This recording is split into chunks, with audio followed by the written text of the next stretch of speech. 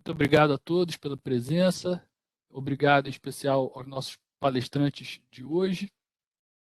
O tema de hoje é Gig Economy, trabalho remoto, impactos da Covid-19.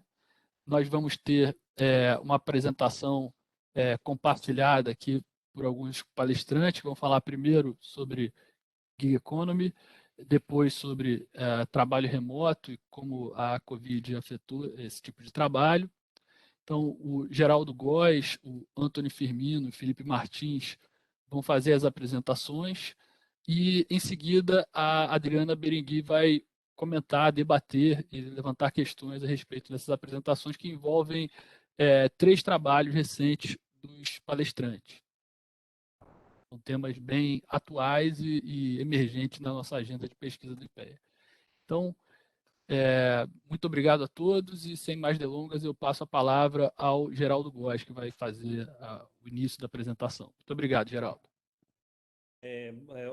Marcos Rex, obrigado, Marcos, pela mais essa oportunidade de divulgar o nosso trabalho aqui no IPEA.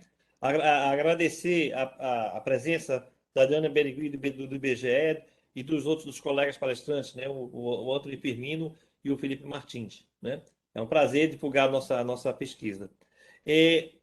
Com o advento da Covid-19, ela acelerou algum processo que é algumas transformações no mercado de trabalho que já se notava, né? E isso se refletiu em 2 linhas de pesquisa que nós desenvolvemos, que foi exatamente a questão inicialmente do trabalho remoto, né, do dito home office, e depois da chamada gig economy, né? E é isso que nós vamos exatamente falar agora, né?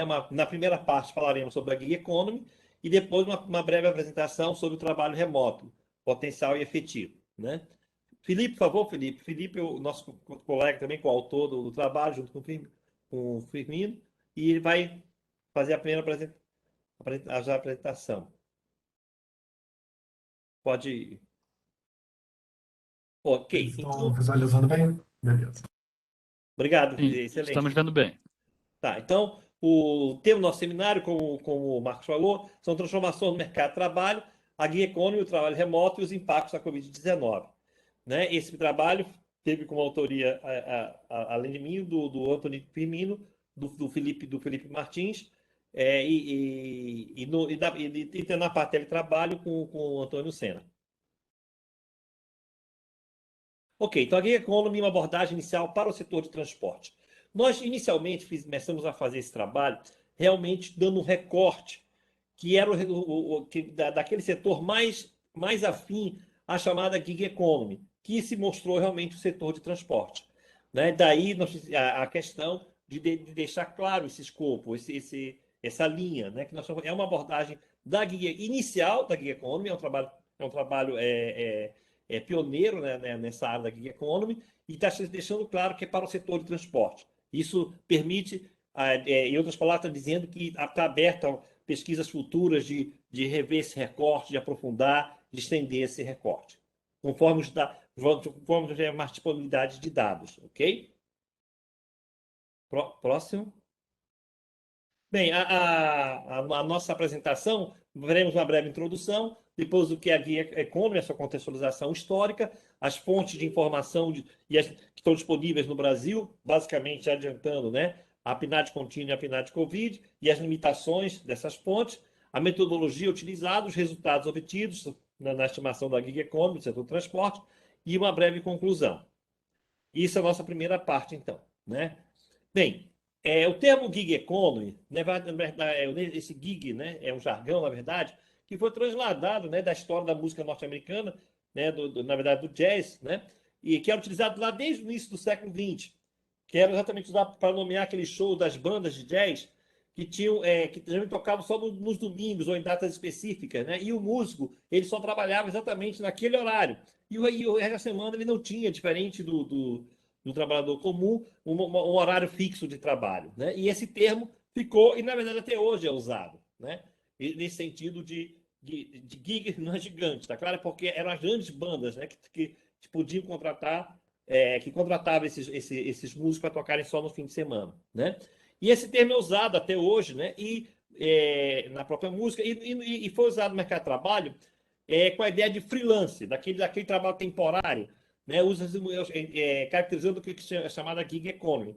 Então, a gig economy tinha essa ideia, né? Principalmente até essa pandemia, dessa ideia de uma economia de freelance, ok? Bem, mesmo antes da pandemia, né, nós já tínhamos percebido, por exemplo, no Brasil, uma explosão das plataformas.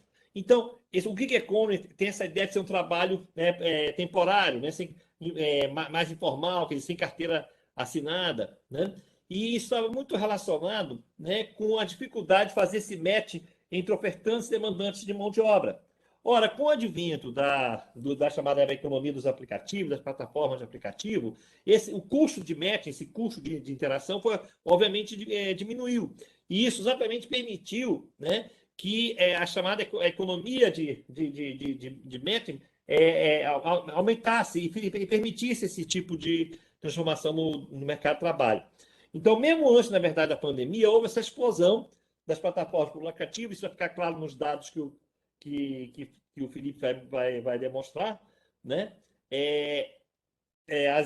Um exemplo, né, das extensões, um exemplo disso é a extensão do Uber, de outras plataformas, e de fato nós percebemos que um número muito maior de pessoas com emprego não tradicionais, como são os autônomos, trabalhadores temporários, tem crescido de maneira contínua. Isso devido realmente ao avanço tecnológico, né, que facilitou mais a contratação do curto prazo. Tá claro?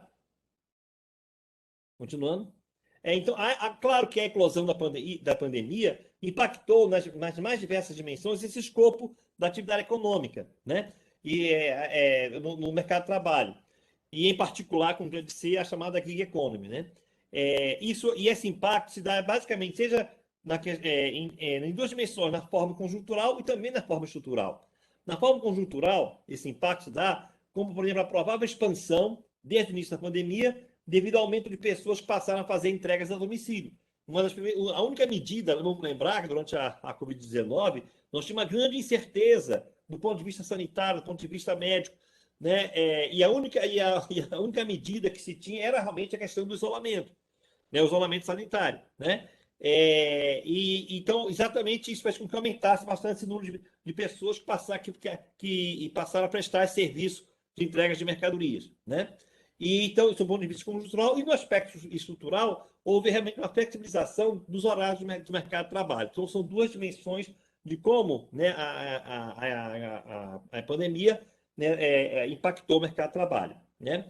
O objetivo desse trabalho, dessa pesquisa, é exatamente propor uma abordagem metodológica que vai permitir, né, essa estimativa das pessoas ocupadas em gig economy no setor de transporte no Brasil. Ok? Então, contextualizando melhor a definição de gig economy, ela, na verdade, essa gig economy abarca as mais diversas formas de trabalho alternativo. E engloba, por exemplo, desde a prestação por serviços, né, por aplicativos até o trabalho de freelance. E, basicamente, né, ela supõe três características, né? A ausência de vínculo formal na relação trabalhista, como, por exemplo, uma carteira de trabalho assinada, uma possibilidade de prestação de serviços, né, para os demandantes e também, né, uma jornada esporádica de trabalho, né? Isso basicamente caracteriza, né, a gig economy. Próximo. Bem, a conceitualização do gig economy tem se mostrado, né, um desafio, né, por diversos estudos de pesquisa no mundo todo, né? A International Classification of State Employment, por exemplo, apresenta o conceito, né, de demanding work ou dependent contractor, que é um termo, inclusive, que não foi ainda traduzido, né, para o Brasil, né? Tem espanhol, mas não foi traduzido ainda para o Brasil, dependent contractors, né? E no Brasil, alguns trabalhos muito surgiram em relação à temática, surgiram, mas muito relacionado no outro aspecto, no aspecto mais da questão sociológica, né, do aspecto sociológico da questão da vulnerabilidade, né, não do aspecto econômico. Então, no Brasil, o trabalho de Nogueira e Carvalho apresenta o conceito de gig economy, né, exatamente nesse contexto do contexto de uberização, né, nesse aspecto de precarização e informalidade do mercado de trabalho. Próximo. E para ilustrar a complexidade de se economy, não só no Brasil, mas no mundo como um todo, né, vamos destacar dois trabalhos na literatura, né? O primeiro é aquele feito pelo Bureau de Estatística de Trabalho dos Estados Unidos, né, o BLS, que mostra que a econômica estaria, na verdade, encolhendo, passando de 10,9 da força de trabalho em 2005 para 10,1 em 2017. E, ao mesmo tempo, você vê na dificuldade, né, um caminho antagônico, né, o outro estudo, né, que é de 2017, que estima que a economia já representava algo em torno de 34% de toda a força de trabalho nos Estados Unidos. Isso mostra exatamente essa complexidade de se tratar a questão. Podemos ir? Bem, daqui a pouco vou dar a palavra já para o Felipe, que ele vai mostrar exatamente quais são as fontes de dados que estão disponíveis no país. Mas, basicamente, essa é a gig economy, né? Essa forma de trabalho, de forma alternativa de trabalho, que basicamente é caracterizada por uma ausência de vínculo formal, a possibilidade do mesmo ofertante prestar serviço para vários demandantes diferentes e uma jornada esporádica de trabalho, ok? Passo a palavra para o Felipe, para ele dar acho que na sequência vai ser para o Anthony, né? Para ele falar sobre, para o Anthony falar sobre a questão das fontes de informação disponíveis no país. Obrigado. Obrigado, Geraldo. Então, as principais fontes de informação que nós temos sobre o mercado de trabalho são as pesquisas do IBGE e os registros administrativos. Só que nesse caso específico, onde a informalidade ela é um fator muito importante, as pesquisas, os registros administrativos, como o RAIS e CAGED, não abarcam esse conteúdo. Então, as nossas fontes são, principalmente, a PNAD contínua, é uma pesquisa realizada desde 2012, e um estudo que foi colocado pelo IBGE no ano passado, que foi a PNAD Covid. A PNAD Covid, ela perdurou entre os meses de maio a novembro, e ela tinha o objetivo de ter informação sobre o mercado de trabalho com base mensal e no início dela até semanal. No caso da PNAD contínua, ela é uma pesquisa que foi desenhada para ser trimestral e ela produz resultados tanto trimestrais quanto anuais. O questionário dessas duas pesquisas, tanto da PNAD contínua desde 2012 quanto a PNAD Covid no ano passado, não foram desenhados para identificar essa característica de gig economy, ou se, por exemplo, se a pessoa exercia o seu trabalho através de uma plataforma de aplicativos. Então, elas não captam, elas não conseguem distinguir quais são os trabalhadores que, por exemplo, no caso de aplicativo, que o trabalho deles só funciona dessa forma, né, por intermédio dessas plataformas. E o taxista é um contingente razoavelmente grande. Essas pesquisas, vamos adiante, Felipe. Essas pesquisas, elas utilizam classificações que não estão detalhadas aqui nessa apresentação, mas estão mencionadas no anexo da nossa nota técnica. Como a gente não consegue distinguir entre quem é puramente aplicativo daqueles que são taxistas, haveria necessidade de que pesquisas domiciliares pudessem investigar isso em algum momento do tempo. Hoje, elas não dispõem disso. Nem todos os motoristas e entregadores atuam no setor de transporte. Pode existir, por exemplo, um entregador que seja empregado de uma farmácia, então ele está na atividade de comércio. Ou pode haver um motorista que esteja conduzindo uma pessoa de uma família, ele seja trabalhador doméstico, então ele estaria no serviço doméstico remunerado. Então, para fazer isso, vamos adiante. Tá, só mais um detalhe. A PNAD contínua, ela investiga tanto o trabalho principal quanto o trabalho secundário com detalhe. E, normalmente, nas pesquisas domiciliares, existe um foco muito grande em divulgar a informação relacionada à pessoa ocupada e as características dela no trabalho principal que ela teve na semana de referência. Mas, no caso específico desse trabalho, é importante considerar tanto a pessoa que exerce o trabalho na gig economy, tanto no principal quanto no secundário, porque ele pode fazer isso para complementar a renda. Um outro detalhe é que a pessoa pode utilizar mais de uma plataforma, mas caso isso aconteça, essa pessoa é considerada como um único trabalho. Então, ela apareceria ou no principal ou no secundário, caso a pessoa tenha um outro trabalho que seja considerado principal. Vamos adiante. Aqui, a gente mostra um pouco o recorte teórico para definir como a gente buscaria essa informação. Primeiro, a gente não está utilizando só o trabalhador por conta própria no setor de transporte. A gente está filtrando o trabalhador por conta própria, que no seu código, a sua ocupação, que representa como a forma como ele trabalhava, qual era o cargo, qual era o tipo de função que ele exercia no trabalho, quanto na atividade que ele estava trabalhando. Então, por exemplo, na PNAD contínua, onde nós temos informações codificadas num nível muito mais detalhado, foram selecionados para o transporte de passageiros aquelas pessoas que disseram na sua ocupação conduzirem automóveis, táxis ou que conduzissem motocicletas, mas que estivessem vinculadas ao transporte rodoviário de passageiro.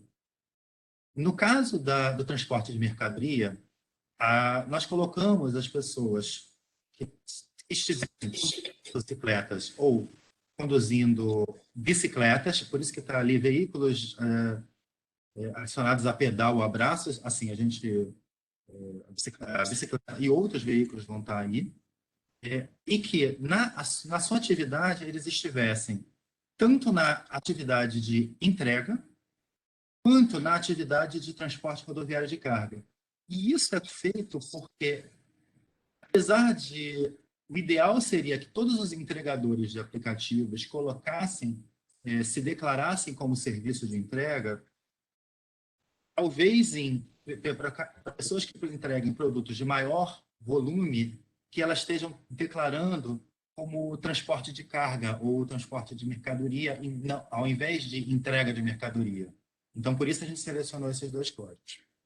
Mas no caso da PNAD, Covid, não houve esse detalhamento de ocupação e atividade como existiu na PNAD contínua. A PNAD Covid, ela era uma pesquisa que poderia, no seu começo, ser divulgada semanalmente. Então, para fazer esse tipo de coleta, sem condição de pegar todos os detalhes, foi criada uma proposta para organizar as ocupações em atividades em menos categorias. Então, as ocupações foram investigadas em 36 categorias e as atividades em 25. A equivalência dessas categorias não é perfeita aos códigos que a gente existia, mostrando o caso da PNAD contínua. Mas que seria, a gente está buscando a categoria 14, que era o motorista de um automóvel, que no caso da PNAD Covid a gente botava até uma nomenclatura diferente. A gente colocava motorista de aplicativo, táxi, van, mototáxi e ônibus. E por quê? Porque você não teria como pegar a declaração do informante e codificar depois. Só que a gente filtra isso, a pessoa sendo conta própria e na atividade de transporte de passageiros. Então, de modo geral, o que a gente tem é basicamente aí motorista de aplicativo e taxista. E para o caso do entregador de mercadorias, que estava lá esclarecido no questionário, que era entregador de mercadorias de restaurante, de farmácia, de loja, Uber Eats, iFood, Rappi, a gente selecionou aqueles que fossem conta próprias e que na atividade tivessem colocado transporte de mercadorias, porque assim a gente vai estar tirando os empregados que estejam no comércio, na indústria ou demais setores. E é isso. Agora eu passo a palavra para o Felipe, que vai mostrar um pouco dos resultados. Perfeito, obrigado, Antônio, obrigado, geral. Os resultados, basicamente, que a gente vai dividir entre os resultados encontrados na PNAD contínua e na PNAD Covid. Então, eu vou começar pelos resultados da PNAD contínua. A gente teve aquela delimitação que o Antônio apresentou, né? E considerando só os conta próprias trabalhando no transporte de passageiros, a gente vê que ele tem um crescimento contínuo entre 2016 até meados de 2019, né? Que eles passaram de 800 mil para 1.300.000. Mas com 2020, com a pandemia, dá para ver que tem uma queda abrupta no número de trabalhadores no setor de transporte passageiro, possivelmente impactado pela questão do distanciamento social, lockdown em algumas cidades, que podem influenciar a quantidade de pessoas que vão conseguir trabalhar efetivamente nesse setor, né? Com o decorrer da pandemia, a gente vê uma recuperação desse número de trabalhadores no final de 2020 e uma certa estabilidade do setor em 2021. Ele termina, a nossa análise termina no segundo trimestre de 21, que eram os dados mais disponíveis na elaboração do trabalho. Dá para ver que a gente está num patamar superior ao que a gente tinha em 2016, mas ainda abaixo do período anterior à pandemia, né? Ainda abaixo ali do período de 2019. E atualmente a gente tem por volta de 1,1 milhão de trabalhadores do setor de transporte passageiro. Quando a gente observa o setor de transporte de mercadoria, a gente tem um comportamento bem diferente, tá? A gente tinha um patamar bem baixo em 2016. Ele cresceu de uma forma mais acelerada do que o transporte passageiro até 2019. Então, o ponto de partida dele era mais baixo.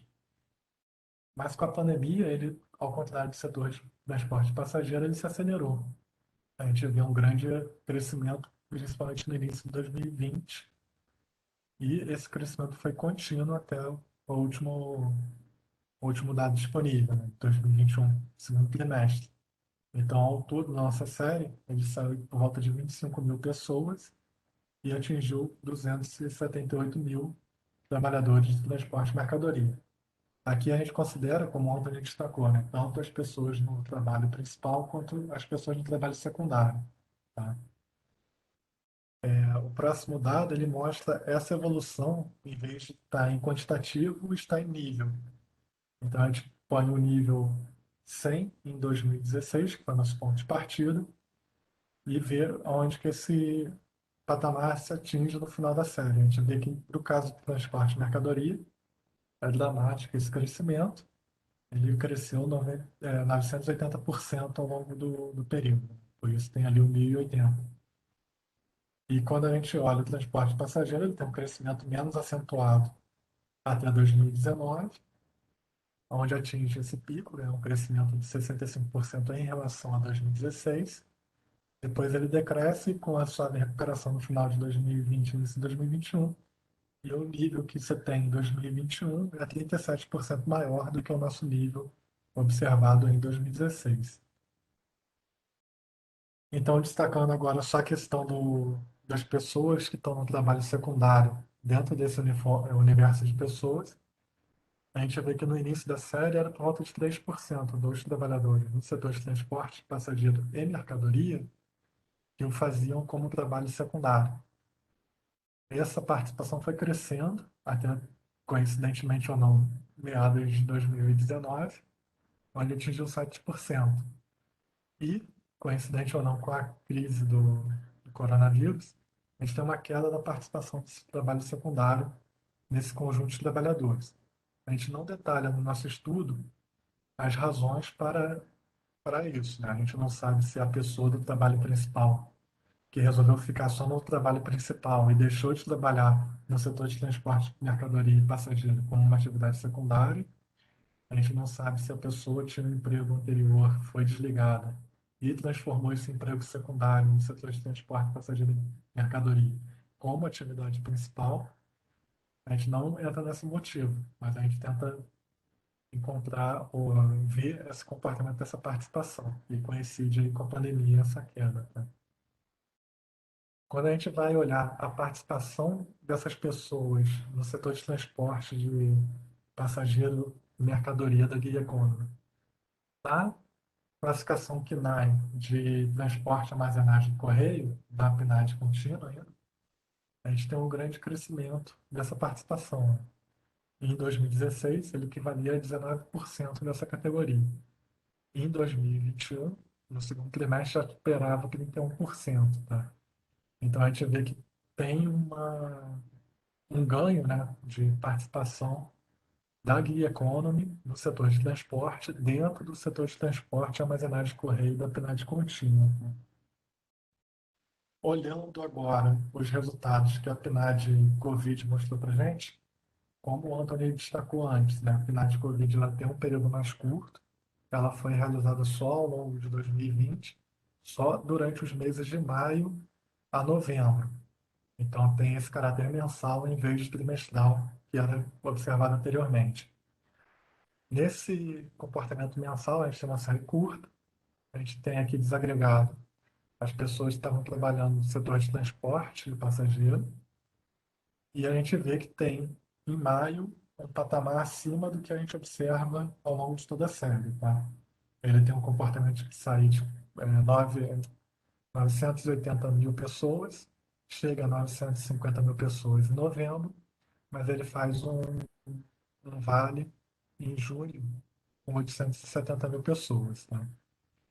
E o transporte de mercadoria, por outro lado, tem o mesmo comportamento também que a gente olhou na PNAD contínua. Ele vai apresentar um crescimento contínuo durante os meses da PNAD Covid, é um crescimento acelerado, e esse crescimento se dá principalmente entre maio e agosto, sendo que de agosto em diante tem uma certa estabilidade, segundo os dados da PNAD Covid. Tá? O próximo gráfico faz a mesma análise que a gente fez anteriormente das taxas de crescimento e fica mais evidente esse comportamento. Tá? Considerando aqui maio, né, como nosso nível 100, o nosso ponto de partida, a gente vê que os trabalhadores do setor de transporte de mercadoria, em novembro, eram 48% maior o número, né, de trabalhadores do que era observado em maio. E esse pico foi justamente em agosto. Quando a gente olha o transporte passageiro, a gente vê só uma queda entre maio e julho. Então, o nível de quantidade de trabalhadores em julho era 88% desse contingente de maio, e depois tem uma leve retomada, atingindo 96,9% em novembro. Tá? Geraldo, passo a palavra agora para você para a conclusão. Obrigado, Felipe. Obrigado, Anthony. É, esse trabalho nos deu muita satisfação, né? E também muito trabalho, né? Quer dizer, ele foi Anthony, né? Sabe, e o Felipe sabe que foram algumas horas realmente de definir esse escopo, de definir exatamente, em função das limitações que você tinha dos dados, né? Como chegar a uma melhor definição do que é a gig economy, né? Para o Brasil. É a primeira estimativa, na verdade, é a primeira estimativa, né, da gig economy, no caso, para o setor de transporte, né, de mercadorias e passageiros, que é o recorte mais se aproxima do que seria essa gig economy, no caso brasileiro. Né? E nós também fizemos, quando nós tivemos a primeira visão desse trabalho, nós tivemos questões de apresentar aos nossos pares, aos nossos colegas, no IPED e outras instituições, exatamente para ter esse feedback deles. Né? Então, chegamos a alguns. Então, é muito satisfatório realmente essa conclusão, ter chegado a essa conclusão. E eu vou mostrar agora alguns resultados que realmente nos chamaram mais a atenção. Né? É que esse estudo, na verdade, é uma abordagem, como eu acabei de falar, uma abordagem pioneira da mensuração da gig economy no Brasil, e foi centrado particularmente no setor de transporte, dado que a informação, como falou o Anthony, né, que é a informação que nós temos disponíveis na nossa base de dados, né, tanto na PNAD contínua como na PNAD Covid. Os dados indicam, em última instância, que no Brasil até 1.400.000 pessoas, trabalhadores, poderiam estar, né, em alguma atividade da gig economy, no setor de transporte, de mercadorias ou de passageiros. Né? Só para você ter uma ideia, né, isso corresponde a algo, o total de setor de transportes e cargas, né, algo de 4.400.000, não é isso, Anthony? Algo em torno de 4.400.000, né? Isso, o total do setor de transporte, na última edição da PNAD contínua, acho que estava um pouco mais de 4,5. 4.000, né? Então, Incluindo o transporte, a armazenagem, o correio, a entrega, todos os serviços auxiliares. Exatamente. Isso é algo como está na lâmina, isso dá algo em torno de 31% de todo o total de pessoas ocupadas nesse setor de transporte, armazenagem e correio. que é esse total de 4.400.000, né? Estava na Guia Economy. Isso mostra exatamente a importância, né, dessa Guia Economy no mercado de trabalho como um todo. Próximo, Felipe. É importante destacar, então, né, que é exatamente difícil saber com precisão o tamanho dessa gig economy no setor transporte no Brasil. Isso não é apenas uma dificuldade brasileira, mas como nós já mostramos, de vários institutos de pesquisa, né, ao redor do mundo. Né? E exatamente por isso, né, nós percebemos, e a gente fica muito satisfeito com a presença da Adriana Berigui, do BGE, né, da coordenadora, né, de trabalho e rendimento do BGE, que nós percebemos exatamente que faz necessário que as pesquisas sobre o mercado de trabalho incorporem, né, essa investigação sobre essas novas formas de trabalho, que estão cada vez mais relevantes, né, para gerar estatísticas para o país. Né? Agradeço, então, né, a atenção de vocês, né, o Antônio e Felipe querem dar mais alguma última palavrinha também? Quiserem fazer uma consideração rápida em relação ao nosso tema, por favor?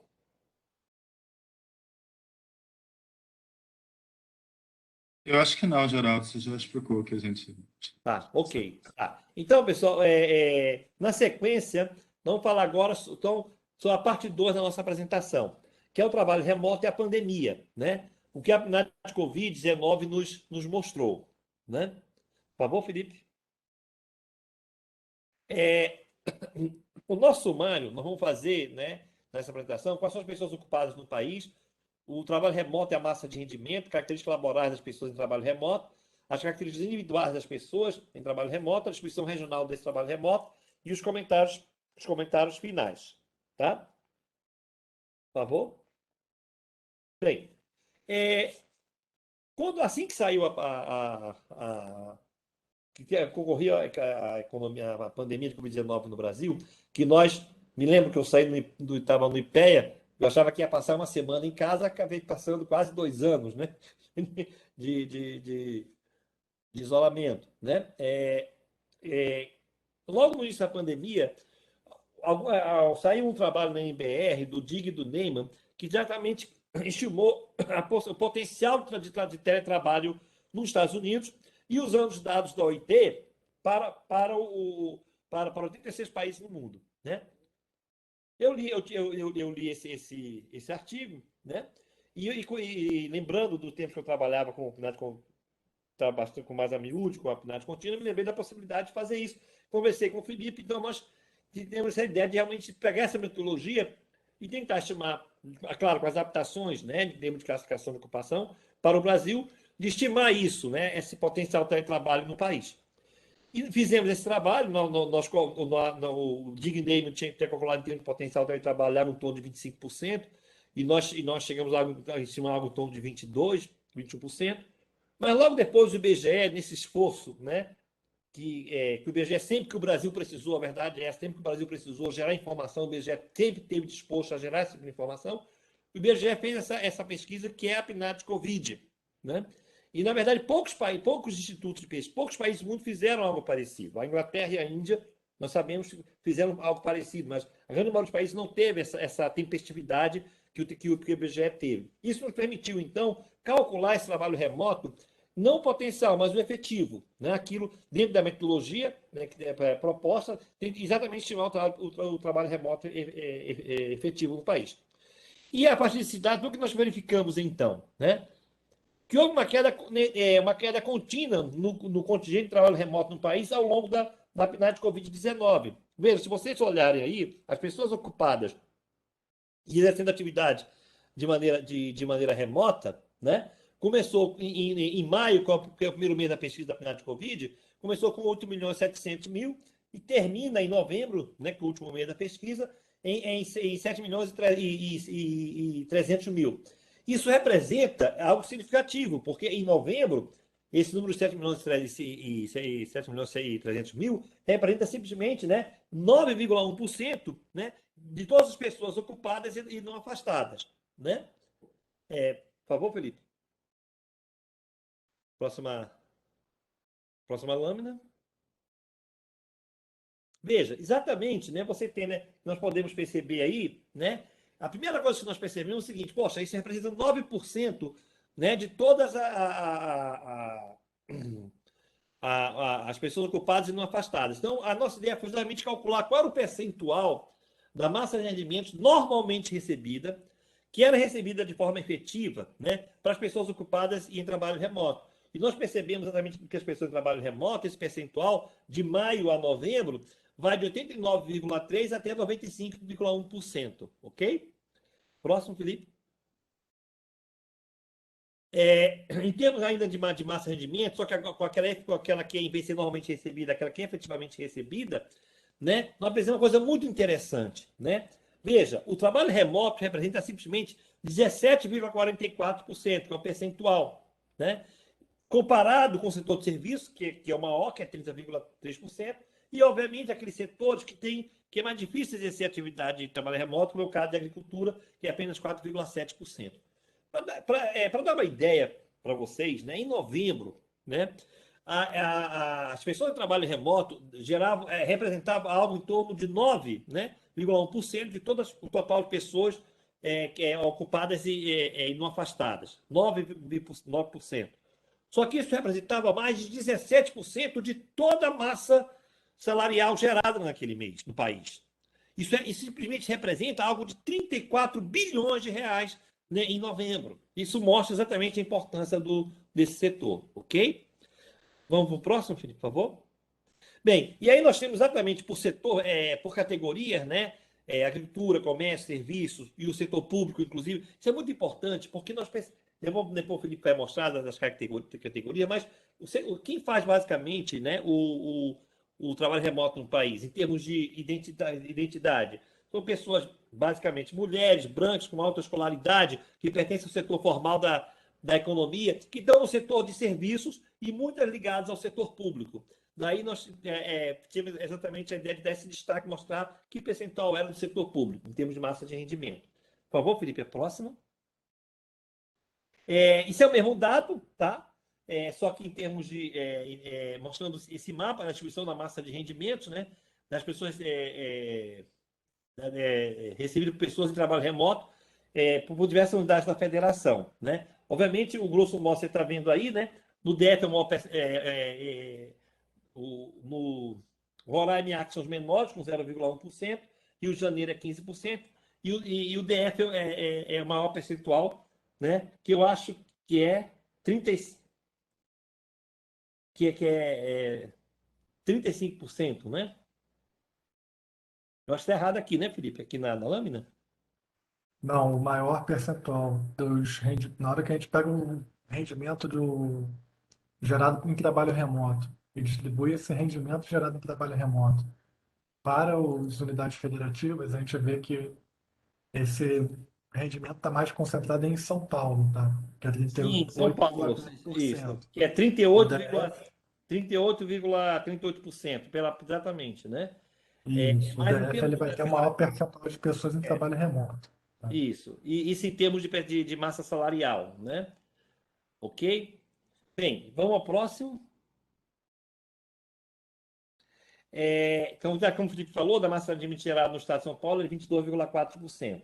Tá? Vamos ao próximo, Felipe, por favor. Bem, a distribuição dos trabalhadores remotos, né, nos setores públicos e privados. Né? Interessante é isso, veja.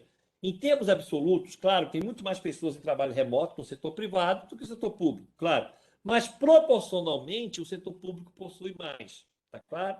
E aí você vê nessa lâmina, né, a evolução de maio a novembro, que está em amarelo ouro, né, e a evolução do setor privado, né, que fica mais ou menos estável, de 68,1 em maio a 61,1 em novembro, e do setor público, né, de maio até novembro, em termos de 31,9% e 38,9%, tá claro? Então, você está vendo, em termos absolutos, o setor privado é mais, mas e proporcionalmente falando, em termos das pessoas que estão em cada setor, o setor público é maior, ok? Só para ter uma ideia, em novembro, tá, pessoal? Isso dava algo em torno, vamos voltar lá, em novembro, isso dava algo em torno de, no setor público, 2 milhões e 85, tá claro? Né? Enquanto o setor privado, 4 milhões e 48. Né? Só que proporcionalmente tem muito mais pessoas né, no setor privado que no setor público, ok? Para a próxima, por favor. Bem, e aí nós temos exatamente a questão setorial, né? E aí nós percebemos que aí tem a evolução mês a mês, né? De maio, junho, julho, agosto, né? Até novembro, que são os meses da pesquisa, né? No setor da agricultura, indústria, comércio e serviços. E a gente já, como nós tínhamos falado, né? O setor de serviços é o que tem o maior número o maior contingente de pessoas em trabalho remoto. E também o setor público, bastante setor, quando eu falo setor público, tá, gente? Setor público, exceto comércio, exceto serviço, indústria, etc. Também tem um percentual significativo, né?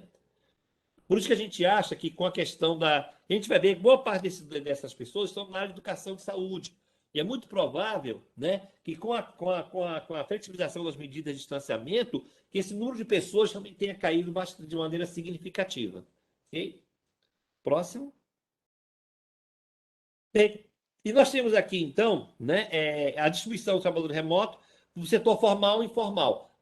Basicamente, as pessoas que estão em trabalho remoto são aquelas que estão no setor formal da economia, né, que estão relacionadas exatamente, que têm a maior escolaridade, né, que tem uma capacidade de ter infraestrutura de exercer esse trabalho remoto. Se não tiver um computador pessoal que a empresa possa, no trabalho formal, possa fornecer esse equipamento, né? Então, realmente, o trabalho remoto está mais focado no setor formal da economia do que no setor informal, né? Próximo, Felipe, por favor. E nós temos, então, aqui a distribuição das pessoas ocupadas também de forma remota no país, na parte de gênero, né? Que aí, basicamente, nós percebemos, né, que são mulheres, né? Mulher é o maior percentual em relação aos homens. Que lâmina é essa, Felipe, por favor? Essa é a Eu nossa tenho lâmina. dificuldade de ver qual a numeração da lâmina agora em modo de apresentação. Já tem Ok, só mais um pouquinho, então, deixa eu falar só mais um pouco, né? Que é a questão de gênero, mostra a evolução de gênero, tá? E na sequência, depois, por favor, Felipe, a próxima, né? A raça e cor, que nós vimos claramente, que são pessoas brancas, né, de cor branca, essa é a evolução, né, ao longo dos meses da pesquisa PNAD de Covid. Adiante, a próxima, por favor. Aí a questão da escolaridade, você vê a concentração alta naquelas pessoas, para quem exerce trabalho remoto, nas pessoas que estão com ensino superior completo ou com pós-graduação. Próxima. E você aqui, basicamente, que as pessoas que exercem trabalho remoto estão na região sudeste da economia do país, né?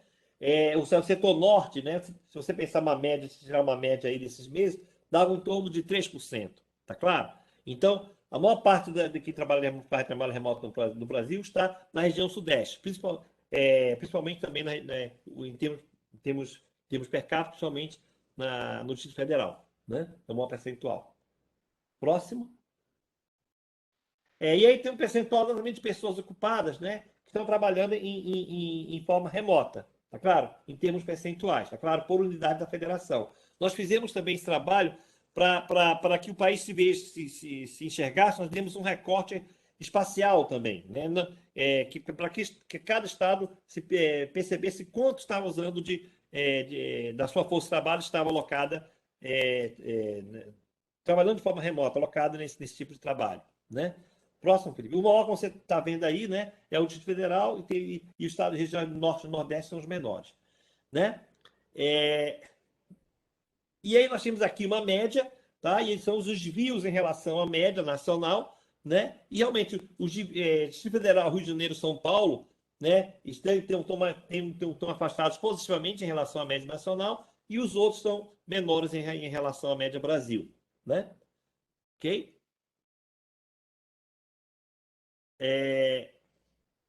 Bem, Felipe, você gostaria.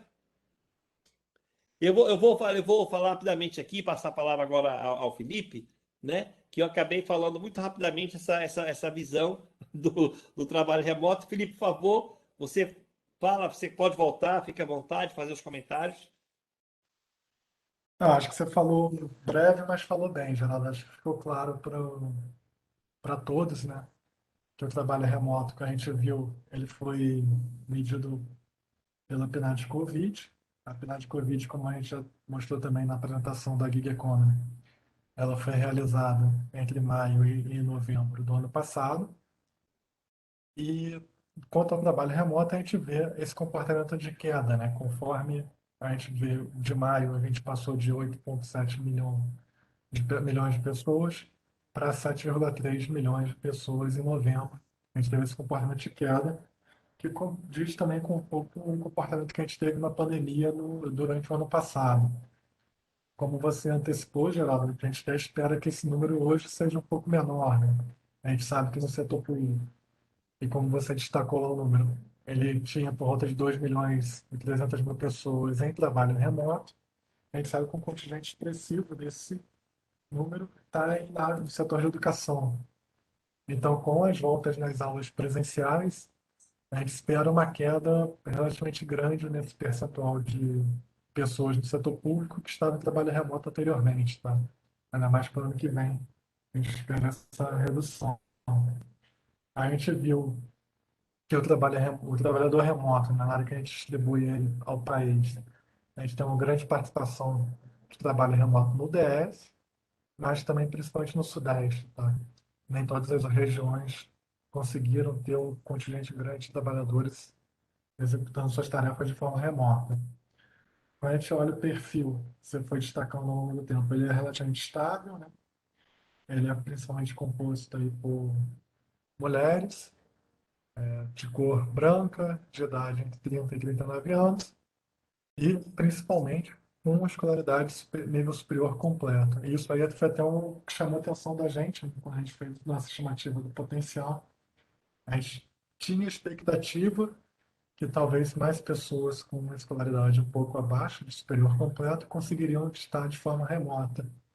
Mas ao observar os dados da PNAD de Covid, que trouxe um retrato mais fidedigno, né, do que estava acontecendo no país, a gente viu um ganho de participação maior ainda das pessoas com escolaridade de nível superior completo.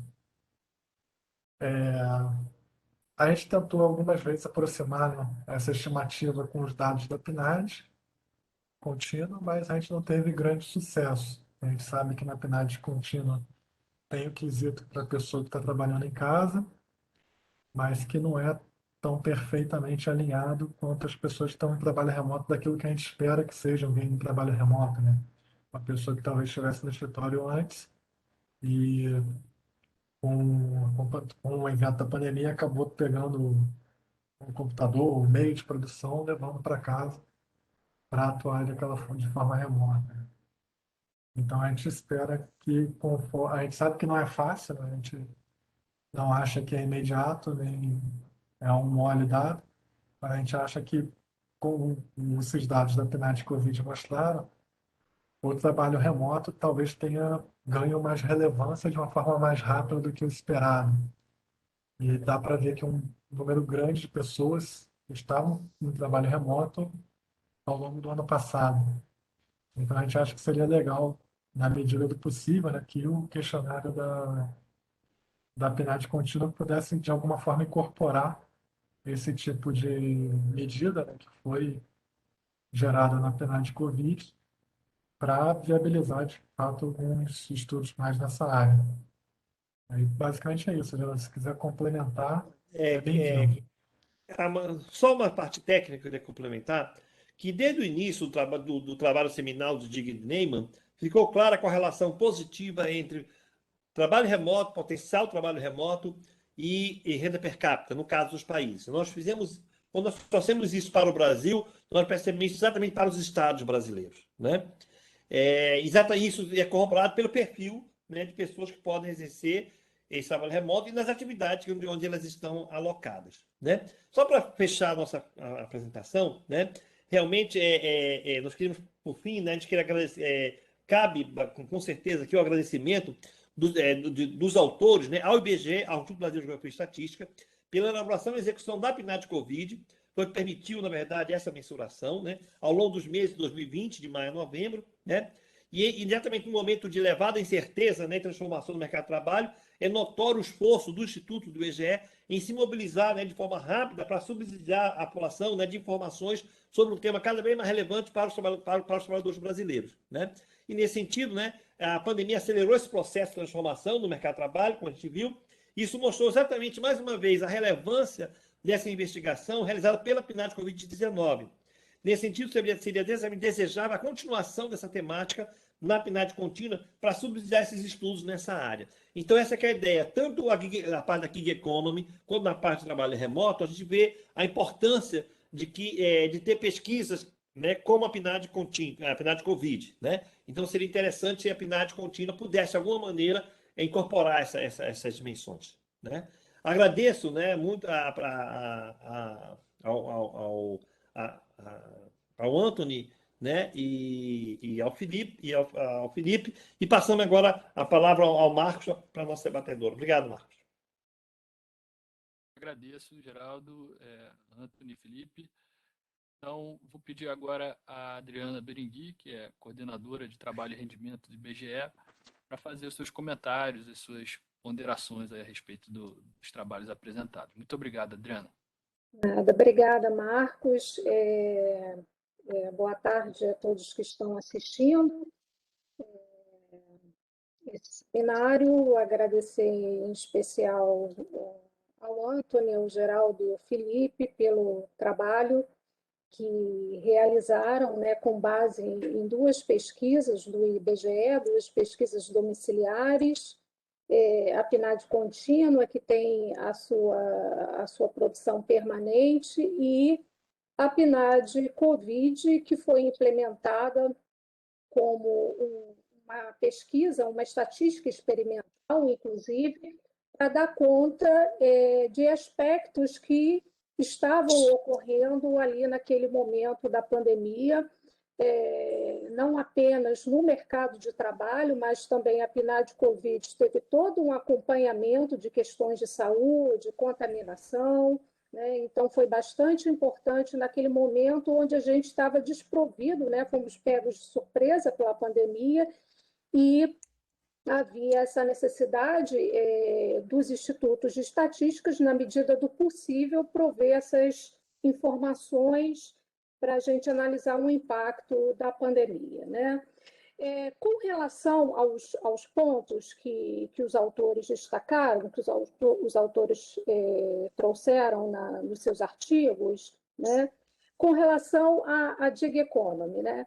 Isso, antes mesmo da pandemia, eu e Anthony, nós tínhamos conversado sobre isso, né? Como quão crescente isso vinha em outros países, né? Principalmente como Índia, também o próprio Estados Unidos, a China, e também a gente percebendo uma introdução gradativa, mas bastante consistente, desses trabalhadores na nossa composição de ocupação, né?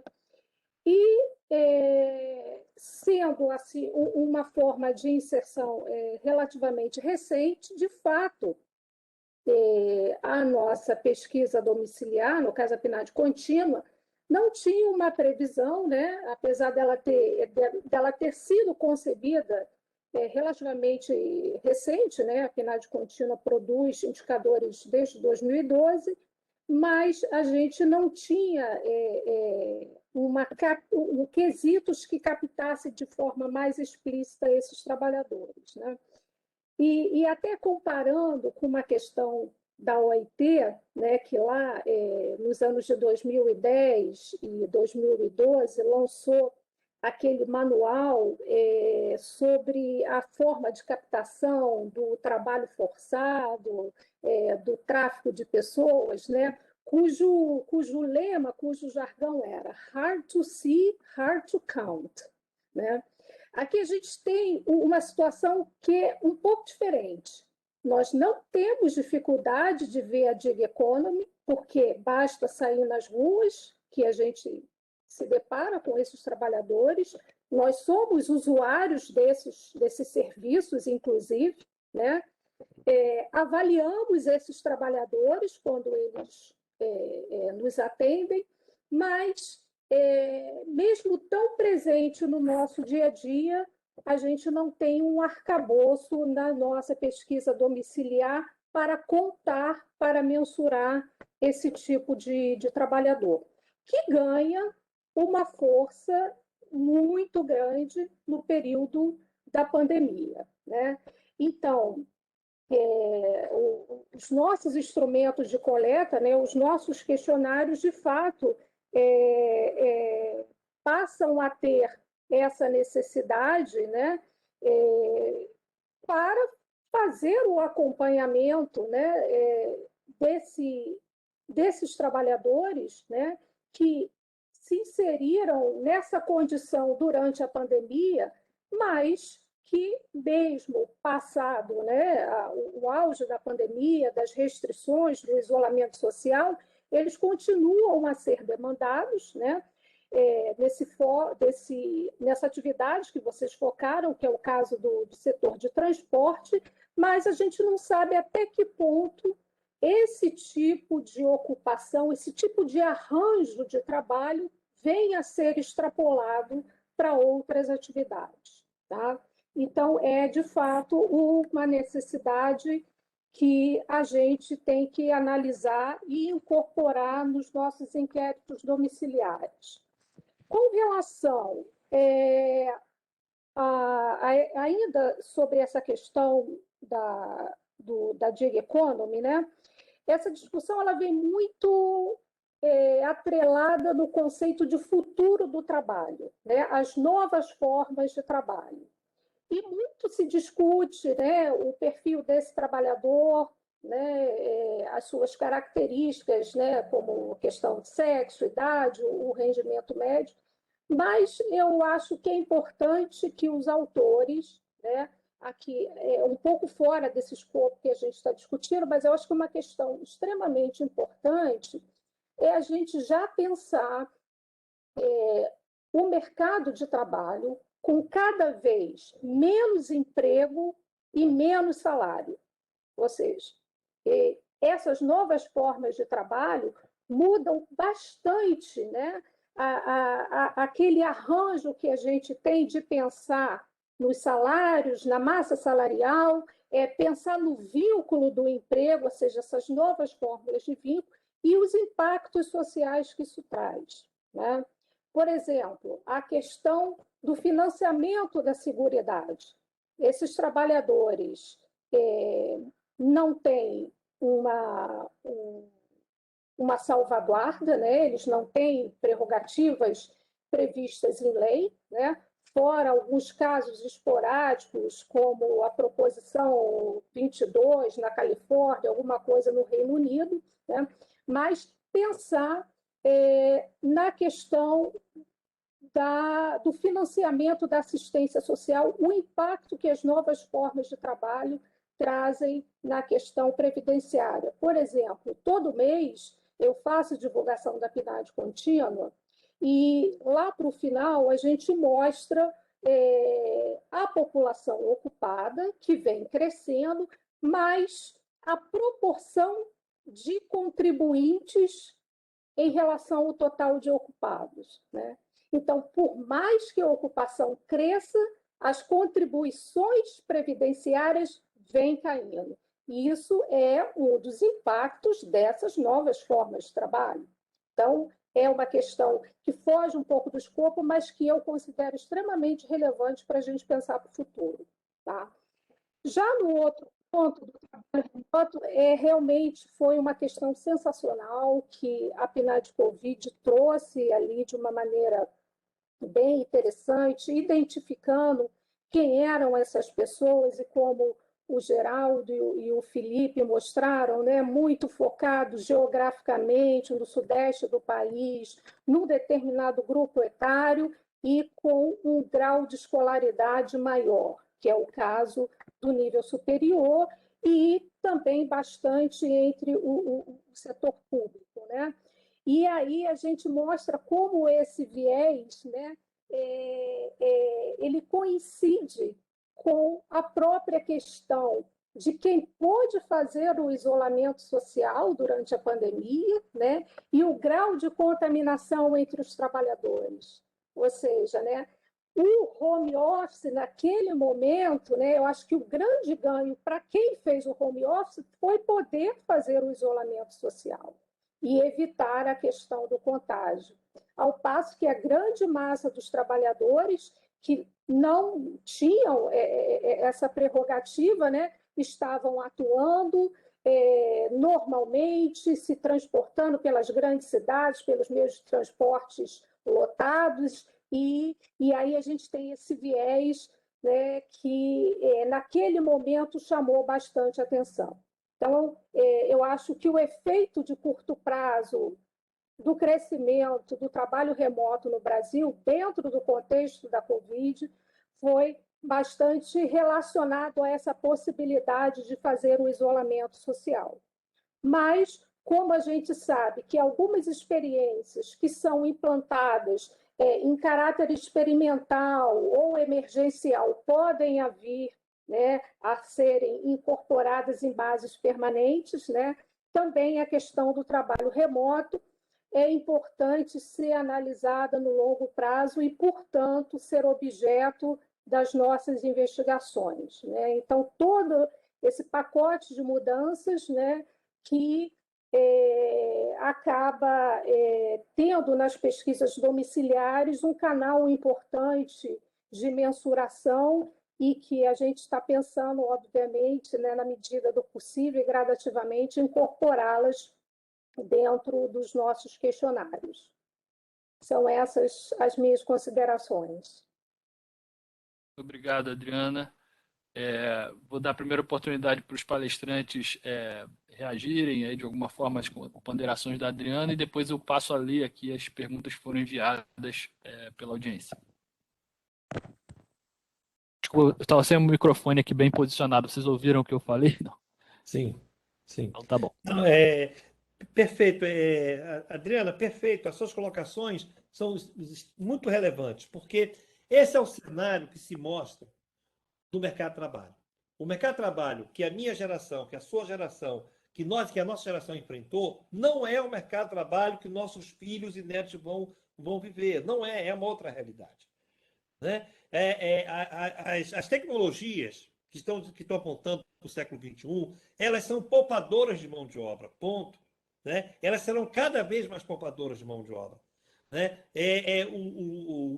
Daí aquela questão de se criar renda mínima, imposto de renda negativo, né? Porque realmente não haverá, né? A maneira como está se organizando e a ciência, né, e a tecnologia, isso mostra claramente que não haverá emprego na maneira como foi o que nós vimos, nós crescemos do que era na nossa visão, né, de emprego para o século XXI. E nós sabemos, e ao falar isso, nós temos as consequências não só econômicas, mas as consequências jurídicas, sociológicas, uma série de outras consequências que vêm em função disso. O nosso trabalho não tem essa pegada, mas que é a questão da vulnerabilidade, né, desses tipos de trabalho, da precariedade, que são outras dimensões que outras ciências que abordam. Mas, sem dúvida, Adriana, e realmente a gente tem percepção disso que você colocou. Né? E o objetivo é exatamente dessa contribuição quantitativa, né, de estimar para que outros pesquisadores, inclusive, possam até, usando esses números de outras áreas, poderem utilizar isso como uma base de informação para fazerem seus estudos, suas pesquisas. Antônio, Felipe, por favor.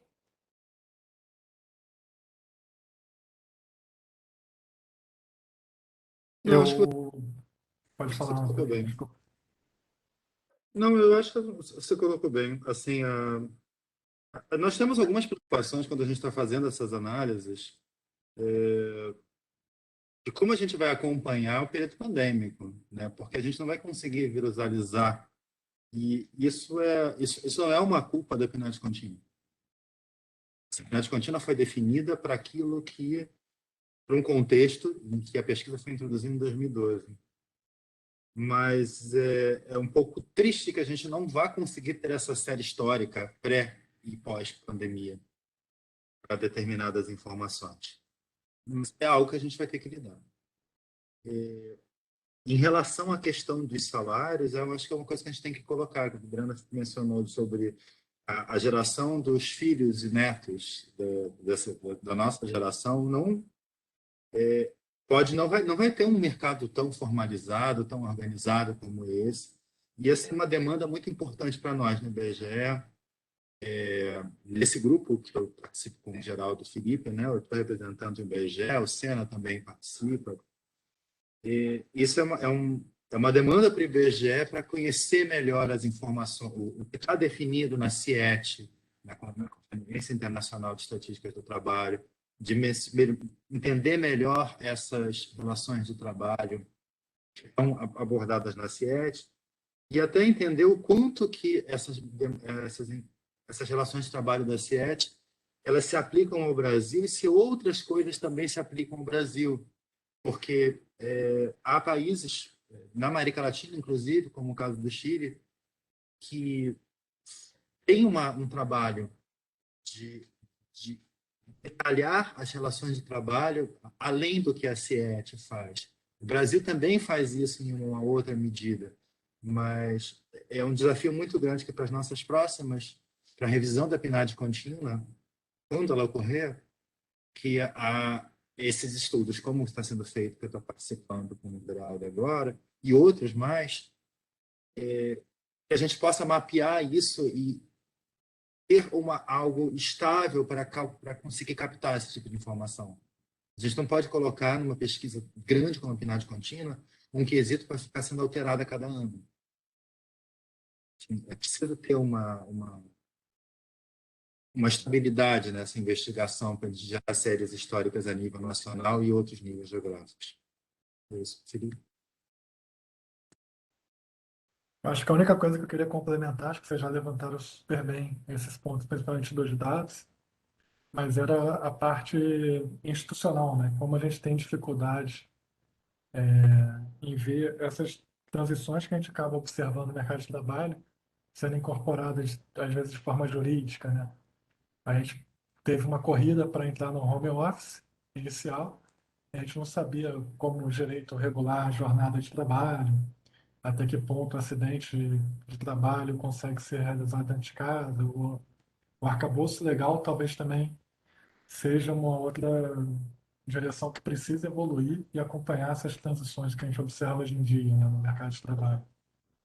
É mais nessa linha que eu acho que o trabalho vai apontando o quantitativo de pessoas ocupadas e sinalizando que esse quantitativo é longe de ser desprezível, né? A gente tem a necessidade, é claro, de conseguir continuar mensurando ou melhorar a mensuração desses setores, mas tem outros pontos a evoluir, não só na quantidade de trabalhadores, mas no arcabouço legal, na seguridade social desses trabalhadores que a gente tem hoje em dia. Bom, muito obrigado. Eu vou passar agora a ler algumas das perguntas que chegaram aqui pelo bate-papo. A Flávia Santos primeiro perguntou onde o trabalho seria disponibilizado, e aí para quem está aqui acompanhando ao vivo, eu postei no próprio bate-papo os links dos 3 trabalhos que foram citados pelos palestrantes. Quem estiver vendo pelo YouTube vai estar junto os links dos 3 trabalhos, assim como os slides das apresentações de hoje. O Mauro Odo Nogueira disse: parabéns por terem conseguido espremer os dados que não são tão óbvios e conseguir resultados tão relevantes em um fenômeno que todo mundo percebe sua dinâmica, mas que não havia números concretos, principalmente no período da pandemia, que ainda tem muito a ser compreendido. Depois disso, a Marina Águas fez um comentário. Minha sugestão é que vocês olhem a participação do trabalho remoto num determinado grupo, comparar o percentual no setor privado e no público, ou em cada grande região, e não a distribuição, pois o componente demográfico pode dificultar a análise.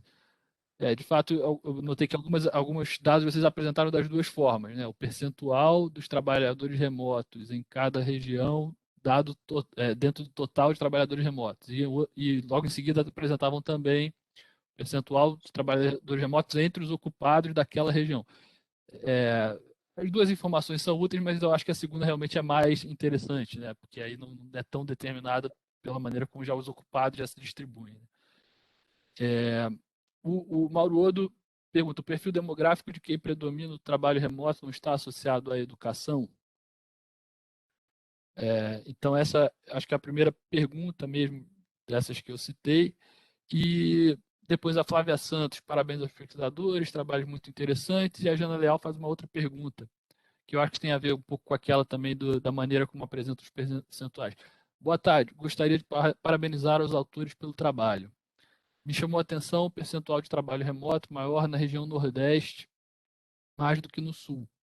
Isso porque existe uma tendência maior de desigualdade em termos de renda domiciliar per capita no Nordeste, mas, ao mesmo tempo, o trabalho remoto, como vocês demonstraram, se caracteriza mais por relações assalariadas. Aqui vocês atribuem esse percentual mais elevado de trabalho remoto no Nordeste durante a pandemia. Pensam que pode existir uma heterogeneidade de formas de trabalho remoto por lá? É isso, mais elogios aqui da Viviane Fernandes. Então, peço aí que vocês tentem responder essas perguntas primeiro. Felipe e Anthony, podem ir ao complemento, por favor? A primeira, qual foi a primeira pergunta? Na linha do. Qual foi a primeira pergunta, Marcos? Se o perfil demográfico de que predomina o trabalho remoto não está associado à educação. E a segunda? Enfim, eu acho que isso tem a ver um pouco com o trabalho que você fez com regressão, de determinantes de ter feito trabalho remoto ou não, porque as coisas estão associadas, enfim. As mulheres são mais escolarizadas e tal, etc. Isso, perfeito. A segunda era sobre aquela questão do Nordeste e tal, do Nordeste ter se destacado com um percentual alto no trabalho remoto. Felipe, você quer responder, Felipe, eu complemento? Pode ser sim. Essas questões ligadas mais ao trabalho remoto, a gente apresentou aqui brevemente, né? Acho que o foco foi mais na questão da gig economy, mas ao longo aí do ano passado e desse ano, a gente fez uma bateria de notas técnicas e TD abordando o assunto de trabalho remoto. Acho que se der um pulo lá no site do IPEA ou no site da Carta de Conjuntura, procurando pela tag de trabalho remoto, tem algumas análises diferentes, tá? A gente, como o Marco até destacou, teve um trabalho que a gente fez uma análise procurando identificar os determinantes do trabalho remoto com os dados da PNAD de Covid.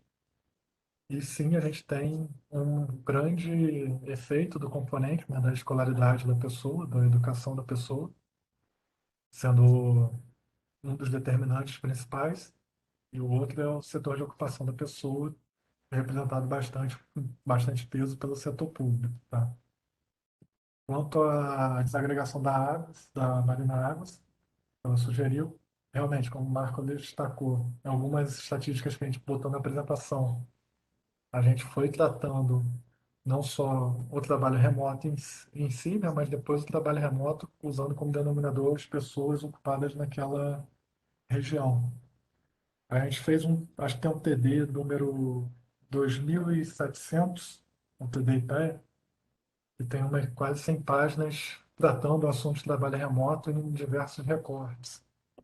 Então, acho que dá para ilustrar bem, dá para tirar de lá algumas estatísticas que pode ser interessante nesse sentido, tá? Sobre a questão, que eu acho que foi a Jana Leal que tinha levantado, né, sobre a questão do Nordeste, isso até surpreendeu a gente quando a gente comparava o nosso estudo do potencial de trabalho remoto em cada região, com cada estado, né?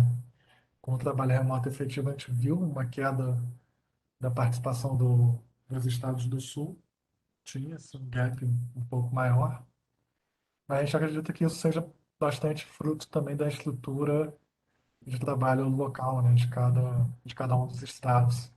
E aí pode influenciar bastante quem no final adotou o trabalho remoto de fato e qual foram as ocupações que talvez a gente tenha identificado previamente como potencial, mas depois não ingressaram no trabalho remoto. Mas, Geraldo, se quiser complementar, Perfeito. palavras. Sim, obrigado, Felipe. Excelente. Complementando, realmente, veja, é, Desde o trabalho seminal de Gneman, fica clara essa relação entre potencial de teletrabalho, né, e renda per capita. E a renda per capita está muito relacionada com a questão exatamente de quem tem mais capacidade de ter renda, quem tem maior escolaridade. Né? E isso se reflete, inclusive, nos condicionantes do trabalho remoto. Né? Se você pega, por exemplo, tá, a classificação CODE, que nós vimos para poder. Quem potencialmente pode exercer trabalho remoto, quem maior tem potencial são aquelas pessoas que exercem exatamente cargos de direção, né? Cargos de direção e executivos, ou então professores de trabalhos intelectuais, né? E o que mais podem exercer. E no mercado de trabalho são essas pessoas que geralmente têm maior, recebem mais renda, têm os melhores salários, né? E tem mais condições de exercer esse trabalho remoto. Em compensação, aquelas atividades como, por exemplo, pessoas que fazem manutenção, operação de máquinas, ou ligadas diretamente à agricultura, ou segurança, defesa nacional, militares, bombeiros, etc., tem praticamente chance zero de exercer. Né? Então, realmente vai nessa linha, né, que falou. Agora, em relação a essa questão do Nordeste, veja, nós fizemos um exercício recentemente, né, eu, o Felipe e o Vinícius, né, que é o nosso estagiário, está conosco, está trabalhando, né, de bolsista, que é comparando, né, no relação àqueles estados brasileiros, né, que tinham a população, a renda per capita desses estados, o potencial de trabalho, com o trabalho do Dick Neyman. E nós percebemos exatamente essa distorção, essa pequena viés que aconteceu aqui, também acontece comparado vis-à-vis, né, com os países. Né? Então, realmente, o que é isso? A estrutura de trabalho não é a mesma. Né? Em dois países, não tem exatamente a mesma estrutura de trabalho. Né? Às vezes, o mesmo posto não se dá exatamente igual. Né? O Mauro Odo, ele fez um reparo aqui que ele estava se referindo não tanto à escolaridade dos trabalhadores, mas assim a trabalhadores na área da educação. Se vocês observaram alguma importância maior da adoção do teletrabalho na área da educação, na atividade de educação. Não, a gente não chegou a fazer um. Não, a gente percebeu que, como o Felipe comentou, né, que boa parte das pessoas que estão no teletrabalho, né, estão no setor público e no setor público na área de educação, tá? Agora, a gente não chegou a fazer um estudo específico, né, sobre a questão educacional, tá? Felipe, por favor. Complementando, a gente teve uma nota publicada na carta de conjuntura, a gente abriu essas pessoas que estão em trabalho remoto conforme a atividade. E das pessoas que estavam em trabalho remoto como um todo, considerando o setor privado, 10% mais ou menos estava na área de educação, tá? E considerando as pessoas que estavam na área de educação do setor privado, 51% estavam em trabalho remoto. Esses dados estão na nota de conjuntura número 6 da Carta de Conjuntura 52. Tá? Perfeito. E, bom, vamos agora falar de coisas que não estão nos trabalhos, assim, só especulativas, assim, de perspectivas sobre ambas as coisas, tanto a gig economy quanto o trabalho remoto, dado agora a melhora enfim, queda da mortalidade, queda da contaminação e tal, algumas atividades voltando ao presencial, muitas, aliás. Como vocês imaginam que isso vai se comportar e quanto que fica do aprendizado dessas coisas durante a pandemia para o pós-pandemia? A outra pergunta que eu queria fazer é o seguinte: vocês, pelo que eu entendi, o que definiu, além de atividade e ocupação, o que vocês classificaram como gig economy foi o trabalho por conta própria, né? E como o próprio Antônio falou também, é difícil você ficar mudando muito as pesquisas, e é claro, o mercado de trabalho vai mudando, e de algum modo as pesquisas têm que mudar para atender as novidades do mercado de trabalho, mas também as mudanças às vezes são muito rápidas, assim, mais rápidas do que o tempo de mudança razoável para as pesquisas. Vocês imaginam que isso deveria ser realmente tratado de alguma outra forma nas pesquisas ou não? Assim, a maneira como é captado atualmente é o melhor possível? Ou enfim, o que vocês acham sobre a maneira como as pesquisas captam aquilo que vocês apresentaram? Então, tendências e maneira de captação, por favor. Começando pelo Anthony, que não falou tanto da outra questão, talvez. Marcos, realmente existe a gente tem uma dificuldade de quebra de séries históricas. O IBGE, a cada 10 anos, em geral, troca as classificações de ocupação e atividade. E torna impossível que você consiga ter uma série de 25 anos. Além de outras questões metodológicas, porque as pesquisas mudam, mas porque as classificações mudam. Então, assim, na PNAD a gente tem uma série que é comparável de 2002 a 2015, a série de 92 a 2001, a PNAD contínua, por enquanto, na mesma classificação de 2012 a 2021, onde a gente está. E vai continuar, pelo menos, por um ano ou mais, no mínimo, alguns anos a mais. Para a gente evoluir para captar remoto, situação de trabalho remoto e situações dessa gig economy, das pessoas que estão trabalhando on demand, né? Ou que estão trabalhando como contratista, dependente contractor, existem estudos que são necessários que sejam feitos no IBGE, acompanhando o que a experiência internacional indica para isso. No caso do trabalho remoto, não tinha informação. A própria OIT, há 2 anos atrás, perguntou se o Brasil tinha alguma busca de trabalho por aplicativo, alguma estatística de trabalho aplicativo. E nós não temos na pesquisa hoje. E são desafios para o futuro.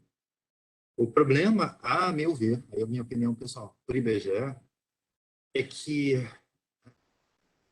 nós precisamos de experiências em testes menores para considerar o que é melhor para colocar nessas estatísticas. Então, como se fossem estudos de caso. Nem sempre esses estudos de caso são possíveis. Então, o IBGE tem que fazer algum tipo de teste, pequenos testes, de teste piloto de questionário, que na nossa última situação não é possível, porque nós estamos com a PNAD Covid, a contínua impactada pela Covid até agora, a nossa forma de coletar. E a gente precisaria de testar esses métodos. Para colocar uma investigação de trabalho remoto, a gente precisa testar se isso funciona de norte a sul. Então, a gente tem um teste que foi a PNAD Covid, que foi um questionário que foi definido em tempo recorde. Mas para a gig economy, assim, quem é esse trabalho sob demanda? Quem é esse trabalho de uma pessoa que é conta própria, mas é independente? É dependente de alguém para trabalhar. Como é que a gente vai investigar isso? Porque a gente não pode ficar trocando o questionário a cada ano. Precisaria de estudos de caso ou precisaria de um teste piloto, que não há condições de se definir agora. Então, eu não sou muito esperançoso de como a gente vai fazer isso no curto prazo, mas que é um dos objetivos da minha participação nesse grupo, é que, de certa forma, o IBGE, institutos como o INPE e que outros institutos e universidades possam ajudar o IBGE a trazer formas de captação sobre estudos de caso, sobre formas de captação, ou então que a gente faça, aplicando esses estudos de caso em testes pilotos um pouco maiores. Assim, isso é pessoal. A Adriana talvez pudesse comentar também, e até um outro ponto que eu ia levantar, assim, só é que, além do mercado de trabalho em si, que é captado por essas 2 pesquisas que vocês citaram, tem a questão do consumo, que revela um pouco as tendências de longo prazo também, de como o uso de alguns serviços passou a entrar na cesta de consumo, né, das pessoas, que a POF não tem essa frequência que as pesquisas enfim, contínuas têm, mas que ela também mostra que isso entrou enfim, na cesta de consumo dos índices de preço e tal, e é um outro indicativo da importância mais de longo prazo desse tipo novo de serviço e de maneira de prover transporte, entrega, etc. E tal, né? Uhum. Como o Antônio falou, né? A gente teve essa experiência na PNAD Covid, ela com certeza trouxe alguns ensinamentos para a gente, né? A questão é que talvez fosse mais, digamos assim, prudente, né, que a gente fizesse, como o Antônio falou, alguns testes, né, usar, seja num determinado trimestre, ou para mercado de trabalho, talvez por visita, porque aí a gente pega a sazonalidade, enfim. A gente tem que pensar na melhor forma possível de extrapolar a questão do trabalho remoto, não apenas com aquele caráter emergencial que ele foi colocado ali dentro da PNAD Covid, né?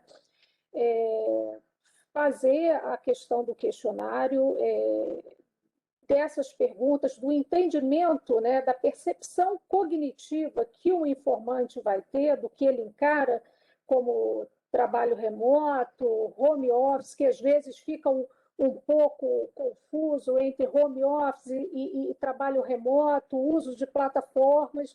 Isso ainda muito novo pode gerar alguma confusão entre os informantes, né? Porque, por exemplo, o trabalhador, né, do iFood, ele usa uma plataforma, ele tem ali o contato remoto com o cliente dele, no entanto, ele está trabalhando na rua, né? Ele não é o caso típico de home office, apesar de usar a plataforma, de usar uma plataforma digital.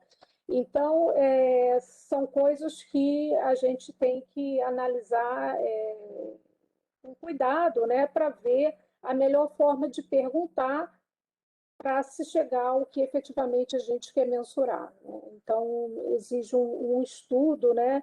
E sempre levando em consideração essa questão da percepção cognitiva desse tipo de pergunta, né? Levando em consideração que a gente tem um mercado de trabalho com uma determinada característica no Nordeste ou no Norte do país e outra no Sudeste, né? Como a pesquisa ela tem que varrer o todo, ela tem que ter um instrumento que contemple essas diferenças, né? Por isso que talvez o Antony esteja destacando, né, essa necessidade de um estudo maior, além, óbvio, da quebra de série, né? Mas isso tudo a gente está pensando, até porque com o novo censo, né, ano que vem, a gente teria uma nova amostra-mestra, né, e talvez aproveitar esse time, essa oportunidade, justamente para introduzir algumas mudanças, né, contemplando essas alterações no mercado de trabalho, mas não apenas no mercado de trabalho, né? Volto a lembrar aqui que a PNAD contínua é muito mais que mercado de trabalho. A gente tem outras frentes de investigação que eventualmente necessitam, né, de introdução, de alguma atualização. E a questão da nova mostra-mestra talvez seja o caso, seja essa janela de oportunidade, digamos assim, para a gente pensar e introduzir algumas novidades, né, necessárias para o acompanhamento da dinâmica da sociedade, né? Seja ela no trabalho, questões de habitação, saúde, tecnologia da informação, para poder captar esses fenômenos. Muito obrigado. Bom, Geraldo, quer comentar? sim, rapidamente, Marcos. Veja, tem a ver também com a sua pergunta, né? Linkando a questão da tendência com essa questão da necessidade de captação, né? A gente pode, nossa pesquisa está tentando ver uma tendência de curto prazo, entendeu? No curto prazo, o que a gente pode verificar é claramente uma tendência de queda, como a gente acabou de falar, da questão das pessoas em trabalho remoto, né? E à medida que a questão da a população, um maior percentual foi vacinada, a distanciamento social, flexibilizar as medidas de distanciamento social, né? E como muitas dessas pessoas estavam no setor público, né? Quer dizer, a tendência claramente é uma tendência de queda, né? Nós tentamos fazer vários exercícios econométricos, né? Tentar estimar qual seria esse percentual pré-pandêmico para tentar ter uma metodologia de acompanhamento. E realmente é muito complicado fazer isso, né? A variabilidade estatística é muito grande, não nos permite. né? E o que nós tentando fazer também é uma espécie de uma engenharia reversa, conhecendo exatamente as características de cada setor que estão em teletrabalho, tentar estimar. Mas tudo isso realmente é tendência de curto prazo. A tendência de longo prazo é que a econometria não vai resolver. Quem vai resolver realmente é a pergunta que vai estar lá, né? Exatamente. Perfeito. Bom, gente, acho que nós estamos nos aproximando do fim aqui. Eu quero fazer uma rápida propaganda aqui do seminário da sexta-feira, que foi proposto pelo Mauro Odo Nogueira, que está aqui com a gente. Vou até colocar aqui para quem está acompanhando o link para inscrição para quem quiser, que vai ser sobre sistema de captação e financiamento do aumento da produtividade das micro e pequenas empresas com pagamento contingente ao faturamento. É uma proposta de sistema de crédito financiamento em que as empresas pagam o financiamento conforme faturam, se faturam. E os palestrantes vão ser o Mauro Nogueira, do IPEA, Paulo Maier Nascimento, também do IPEA, Luiz Alberto Esteves, que é economista-chefe do Banco do Nordeste, e Giovanni Silva Bevilacqua, analista técnico do Sebrae Nacional, e Fabiano Pompermayer, atual subsecretário de Planejamento da Infraestrutura Nacional do Ministério da Economia. Então, recomendo a todos que estejam com a gente na sexta-feira às 11 da manhã para acompanhar esse seminário também. Na semana que vem, nesse mesmo horário da quarta-feira, teremos um outro sobre saúde, mas eu não estou com todos os detalhes ainda para divulgar. Então, muito obrigado a todos. Eu peço agora só considerações finais de cada um, começando pelo Geraldo, depois Anthony, Felipe e finalmente Adriana. Bem, agradecer a oportunidade, Marcos, né, do Seminário IPE, do webinar, de mostrar a nossa pesquisa. Agradecer, né, os colegas, coautores, né, o Anthony Firmino e o Felipe Martins, e a presença da Dana Berenguer, que é muito importante, né, ter o IBGE como nosso parceiro. Aproveitando também, né, colegas do IPEA, que nós fizemos também, o próprio Mauro Odo, o Kiko, né, o Conselho também nos ajudou também a fazer essa pesquisa entre os pares, né, que foram os nossos primeiros leitores desse nosso trabalho. Né? E agradecer então essa oportunidade. Obrigado. Eu também gostaria de agradecer todas as pessoas que estão presentes, o pessoal que ajudou a revisar o texto, e destacar que é bom ver tantas pessoas nessa sala do IBGE e do IPEA, porque são institutos que têm atividades muito complementares. E, assim como o IPEA utiliza os dados do IBGE, o IBGE pode se utilizar dos conhecimentos do IPEA, dos estudos que o IPEA está fazendo, tem feito ultimamente, para melhorar as nossas pesquisas. Então, acho que essa é a parte. Como uma pessoa que foi assistente de pesquisa do IPEA por 3 anos, eu gostaria de vê-los mais integrados. Gostaria de agradecer a todos envolvidos aí na elaboração e execução do seminário, né, os coautores na realização do trabalho, ao IBGE por suar e conseguir disponibilizar esses dados tão valiosos para a gente, né, que viabilizam a realização dos nossos trabalhos. Vocês todos presentes aí que estão acompanhando esse debate, e a Adriana pela disponibilidade, né, de participar como debatedora e enriquecer muito o nosso seminário de hoje. Obrigado. Bom, pessoal, como essa apresentação depois vai para o YouTube, e nós fizemos grande disseminação do evento, né, no IBGE, na nossa rede de coleta. Eventualmente, alguns colegas nossos do IBGE assistirão depois. Então, fica aqui o meu agradecimento a toda a rede de coleta, que teve um empenho fantástico durante a PNAD Covid. Foi um trabalho muito difícil. Fazer uma pesquisa no meio de uma pandemia, com isolamento social, entrevistar as pessoas por telefone, muitas vezes diante de negativas, de resistência, mas tentando vencer todas essas adversidades, né? Tanto técnicas operacionais, como o impacto na vida das pessoas que estavam trabalhando nesse projeto no meio de uma pandemia. Nós conseguimos finalmente colocar essa pesquisa em campo e produzir essas informações, né? Então, agradecer toda a rede de coleta do IBGE, a pessoas que eventualmente estejam assistindo esse seminário. É extremamente importante, né, que o IPEA e outras instituições, fazendo uso das nossas informações, isso é bastante interessante para a nossa rede de coleta ver, né, que quando ela está ali entrevistando o seu José, a Dona Maria, né, esse dado ele é importante para o país, né, para o diagnóstico, seja do nosso mercado de trabalho, das nossas condições de habitação, educacionais, a partir dessa entrevista que é feita lá no domicílio, que nós teremos essa base de informação, né, que ajudarão a retratar, né, o Brasil